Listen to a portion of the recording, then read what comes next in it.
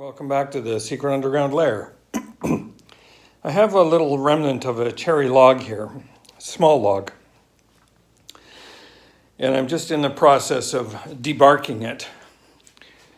And I'm going to put this on the Worktable Sawmill at an angle, and we'll cut some slices, charcuterie board kind of style.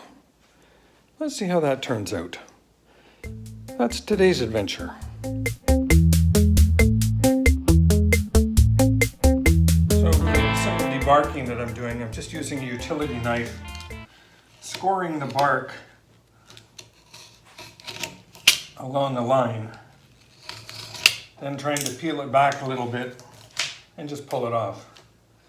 Now some people have commented that this looks an awful lot like birch, and I will acknowledge the bark does look a bit like birch, but in this part of the world, birch trees tend to have white bark where we live, and on top of which I know this was a cherry tree that was cut down, and when you cut the wood, you're just overwhelmed with the smell of cherry. It's a phenomenal wood to work with in that respect. One of the first videos that I cut was, the main trunk of this cherry tree. And it was, in fact, the reason that I wanted to build a sawmill, was I wanted to cut that. So that wood is air drying. It has been drying since December of this year, so it's got another 2 or 3 months to go. But I intend to be making a piece of furniture out of that one. So let me continue on with the debarking here.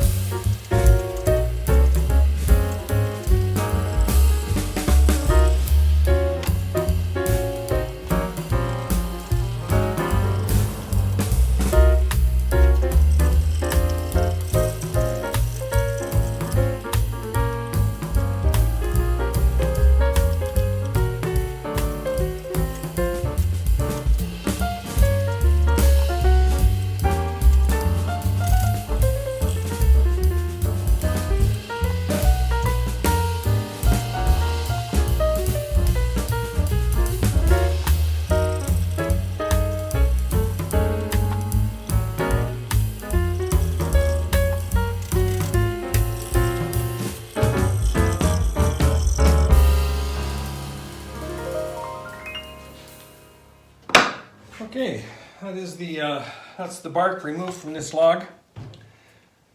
So with the bark removed, I'm going to set it up on the sawmill so I can cut off some slices. Let's just see how that works. All right, doing a little bit of precarious positioning here just to kind of get a handle on how I could cut this into consecutive boards, charcuterie boards.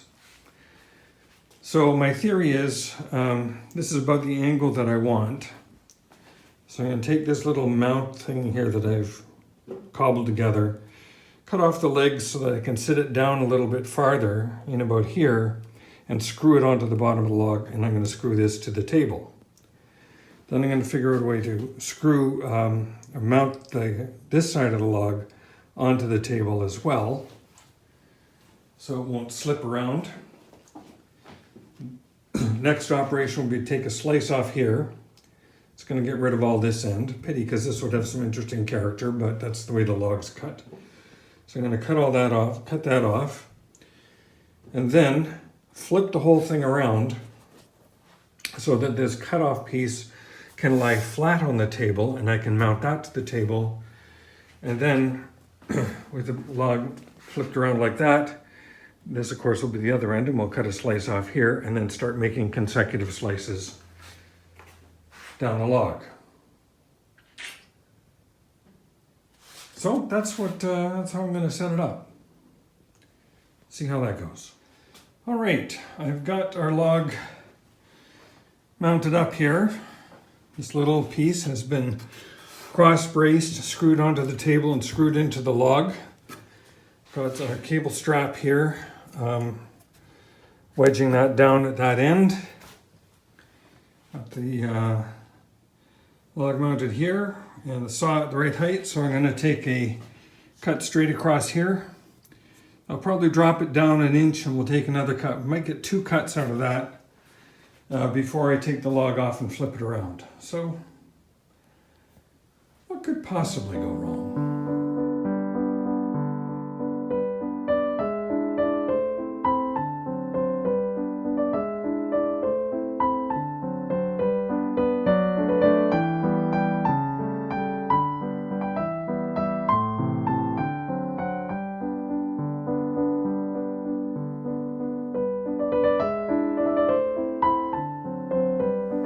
So that cut seemed to go very well.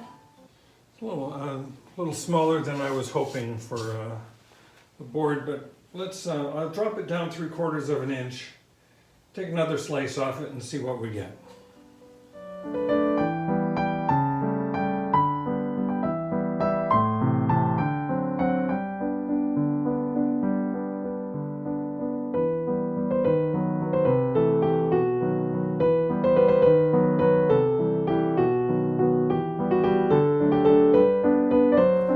So that is this will become our second candidate for a charcuterie board. This is the piece that got cut off.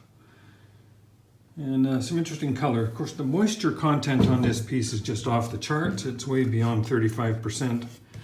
So it's going to need some drying clearly, but it does have some interesting markings on it. Yeah. Cut a few more slices, see what we get. I'll do probably 2 more slices before flipping the log.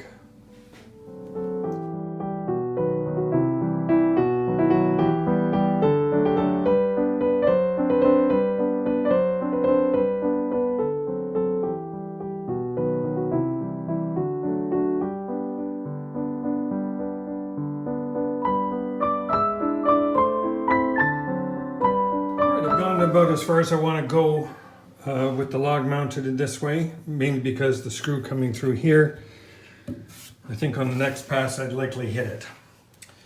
So I'm going to flip the log around and then start cutting from the other side, but first a bite of lunch. So I made a decision, rather than flipping the log over, I just shifted it up and ready now. Raise the saw back up. I'm going to take another slice off there.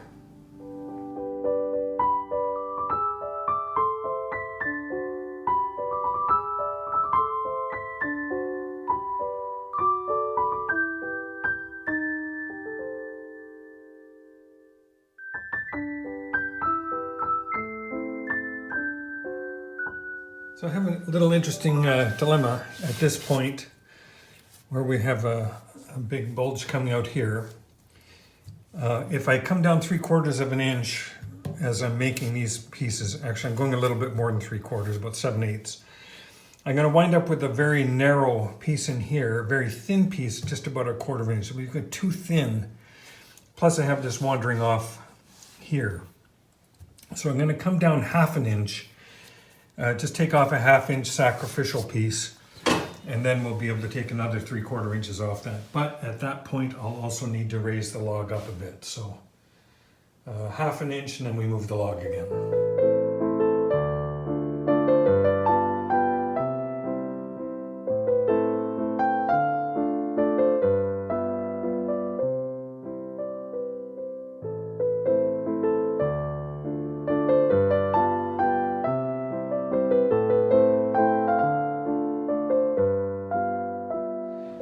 Get a slightly longer board out of this one because of this little bulge in the log. So I've raised it up a bit. We're going to cut off 1 inch and we'll get a board that includes not only this but this bit here too. So it'll be some interesting marking on this.